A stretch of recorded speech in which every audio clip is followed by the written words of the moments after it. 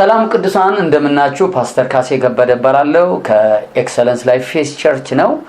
በተከታታይ ትምህርቶችን ወደ እናንተ ይዘን እንደምንመጣ ይታወቃል። ዛሬም ደግሞ የእግዚአብሔርን ቃል እንማራለን።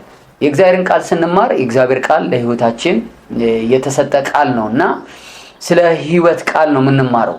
በዘዳግም ምዕራፍ 32 ቁጥር 47 እንደዚህ የሚል ቃል አለ። ቃሎቹ ለእናንተ ህይወታችሁ እንጂ እንዲሁ ባዶ ቃሎች አይደሉም፣ በእነርሱ ዮርዳኖስን ተሻግራችሁ በምትወርሷት ምድር ረጅም ዘመን ትኖራላችሁ ይላል። ቃሎቹ ለእናንተ ህይወታችሁ እንጂ።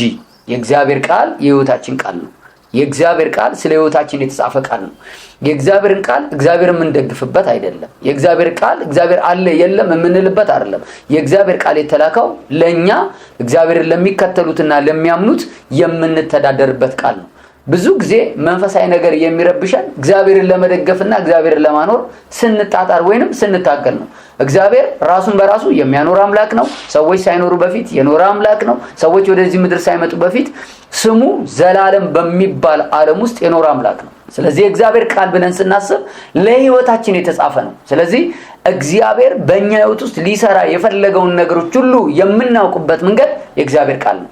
አንድ አማኝ የእግዚአብሔር ቃል የተጻፈበትን ዓላማ መረዳት ካልቻለ እግዚአብሔር በህይወቱ ሊያደርግ ያለውን ነገር አያውቅም። ምክንያቱም የእግዚአብሔር ቃል ለህይወታችን ማለት ለስራችን፣ የእግዚአብሔር ቃል ለህይወታችን ማለት ለደህንነታችን፣ ለክንውናችን፣ ለስኬታችን፣ ለበላይነታችን፣ በጠላት ዓለም ላይ ደግሞ ትልቅ ስልጣንና እግዚአብሔር አምላክ ያሸናፊነትን ህይወት ይዘን እንድንኖር ይሄ ቃል ተጽፏል። ስለዚህ የእግዚአብሔር ቃል አለን ማለት ህይወታችንን የሚመራ ቃል አለን ማለት ነው። ስለዚህ ቃሉ የህይወታችን ምንጭ ነው።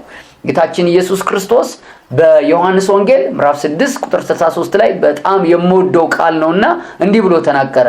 እኔ የምነግራችሁ ቃል ህይወትም መንፈስም ነው እንዳለ የእግዚአብሔር ቃል የእግዚአብሔርን ዓለም ህይወት ተሸክሟል። ስለዚህ ይሄ እግዚአብሔር ቃል ላመመን ነገር በመገረፉ ቁስል ተፈወሳችሁ የሚለውን ቃል ስናምን ህመም የሚባለው ነገር ስፍራ ያጣል።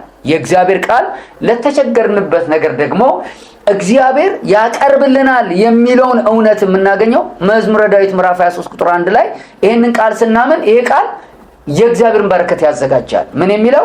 እግዚአብሔር ለኔ እረኛዬ ነው የሚያሳጣኝ የለም የሚለውን ቃል ስናምን ስንቀበል ይሄ ቃል የሰማይን ዓለም በረከት ተሸክሟል። አቅራቦትን ያዘጋጃል ማለት ነው።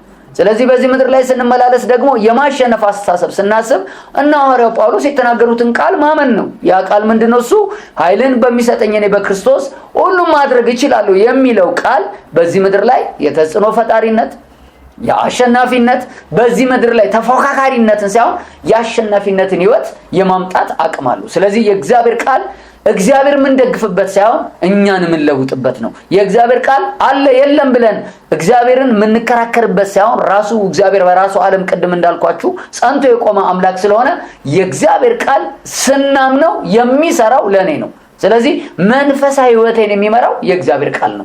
መንፈሳዊ ህይወቴን የሚያከናውነው የእግዚአብሔር ቃል ነው። በመንፈሳዊ ህይወቴ ላይ የሚመጡ መልካም የህይወት ፍሬዎች ሁሉ የሚጀምሩት የእግዚአብሔርን ቃል ከማመን ነው። እግዚአብሔር ቃሉን የሰጠው ለህይወታችን ነው። ስለዚህ የእግዚአብሔር ቃል ከሌሎች እምነቶች ጋር መከራከሪያ፣ ከሌሎች እምነቶች ጋር መወቃቀሻ አይደለም። ይሄ እግዚአብሔር ቃል ለኔ የህይወቴ ቃል ነው። ይሄ እግዚአብሔር ቃል ለኔ የህይወቴ መመሪያ ነው። ኢየሱስ ክርስቶስ በዚህ ምድር ላይ አተኩሮ ሲያስተምር የነበረው ሰማይ ሊሰራ የሚፈልገውን የእግዚአብሔር ፍቃድ የሆነውን ቃል በማስተማር ነው። ነቢያቶችም የእግዚአብሔር ቃል ላይ ትኩረት አድርገው ሲናገሩ ምን እያሉ ይናገራሉ? ኢሳይያስ መጽሐፍ ላይ እንደዚህ ትንቢተ ኢሳይያስ ላይ እንዲህ ብሎ ተጽፏል።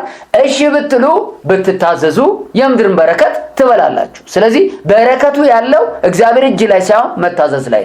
ስንታዘዝ የእግዚአብሔር በረከት ያገለግለናል። ስንታዘዝ የእግዚአብሔር ጥበቃ ያገለግለናል። የእግዚአብሔርን ቃል ስናቅና ስንታዘዘው የሚያመጣው በረከት አለ። ድጋሚ ይህንን ቃል ሳነብላችሁ በጣም ወሳኝ የሆነ ቃል ነው። ሙሴ የሚነግራቸውና ከነዓን የምትባለውን ስፍራና ቦታ ተወርሱ ዘንድ የሚያስፈልጋችሁ መጀመሪያ ምን አለ? ዘዳግም ምዕራፍ 32 ቁጥር 47 ላይ ይላል ቃሎቹ ለእናንተ ህይወታችሁ እንጂ እንዲሁ ባዶ ቃሎች አይደሉም። ስለዚህ እግዚአብሔር ቃል ያውና የሚሰራ ነው ስንል ባዶ ሳይሆን የእግዚአብሔርን የህይወት አቅም የሚገልጥ ነው። የሚቀጥለው ጊዜ ደግሞ በሌላ ትምህርት ወደ እናንተ መጣለው። የእግዚአብሔር ቃል ሕይወታችሁን በሰላም፣ ሕይወታችሁን በደስታ፣ ሕይወታችሁን በጤንነት፣ ሕይወታችሁን በክንውን፣ ሕይወታችሁን በፍሬያማነት እንዲያገለግላችሁ እባርካችኋለሁ። ተሳክታችኋል፣ ፍሬያማ ናችሁ። እወዳችኋለሁ። በሌላ ትምህርት እንገናኛለን። ሻሎም